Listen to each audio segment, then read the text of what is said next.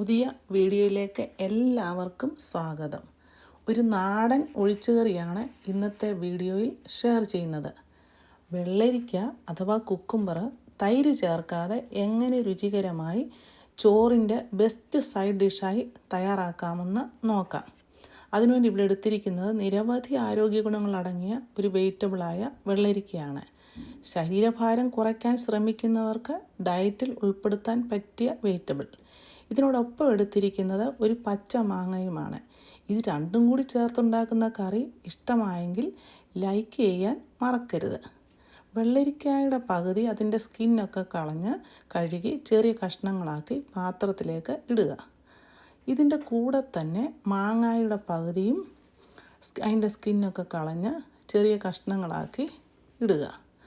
ചെറിയ yellow colour ഉണ്ടെങ്കിലും നല്ല പുളിയുള്ള മാങ്ങയാണ്. പുളിയുടെ അളവനുസരിച്ച് മാങ്ങയുടെ അളവ് കൂട്ടുകയോ കുറയ്ക്കുകയോ ചെയ്യാം. ഇതിൻ്റെ കൂടെ എരിവിന് ആവശ്യമായ പച്ചമുളകും കുറച്ച് ഉപ്പിടുക. ബാക്കി ഉപ്പ് പിന്നീട് ചേർക്കാം. കുറച്ച് കറിവേപ്പില കൂടെ ചേർക്കുക. അതുപോലെ ഇത് വേകാൻ ആവശ്യമായ വെള്ളവും ചേർക്കുക. കൂടുതൽ വെള്ളം ചേർക്കരുത്. ഇനി എടുത്തു വച്ചിരിക്കുന്ന മഞ്ഞൾപ്പൊടിയിൽ ലേശം ചേർക്കുക. ബാക്കി മഞ്ഞൾപ്പൊടി അരപ്പിൽ ചേർക്കാം.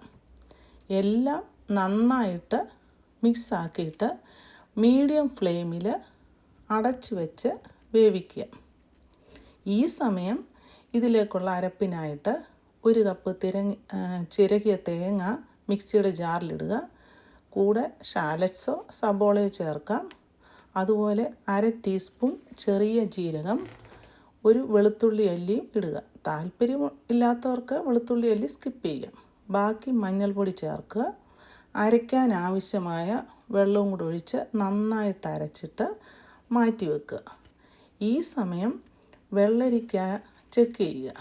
ഇനി ഇത് കുറച്ചുകൂടെ വേകാനുണ്ട്. അതുകൊണ്ട് വീണ്ടും ഇത് അടച്ചു വെച്ച് മീഡിയം ഫ്ലെയിമിൽ വേവിക്കണം. കുറച്ച് കഴിഞ്ഞിട്ട് ഇത് തുറന്ന് നോക്കണം. ഇപ്പം വെള്ളരിക്കായും മാങ്ങായും എല്ലാം നന്നായിട്ട് വെന്ത് വന്നിട്ടുണ്ട്. കുറച്ച് വെള്ളവും വറ്റിയിട്ടുണ്ട്.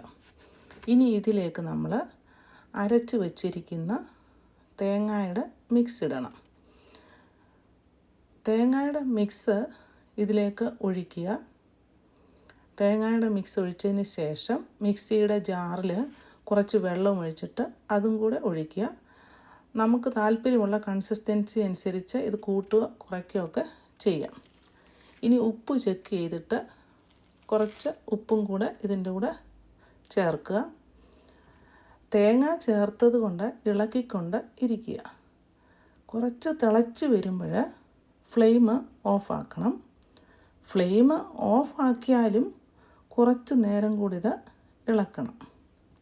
ഇനി ഇതിൻ്റെ ഒരു വറവ് തയ്യാറാക്കാനായി ചൂടായ വെളിച്ചെണ്ണയിൽ കടുക് പൊട്ടിക്കുക.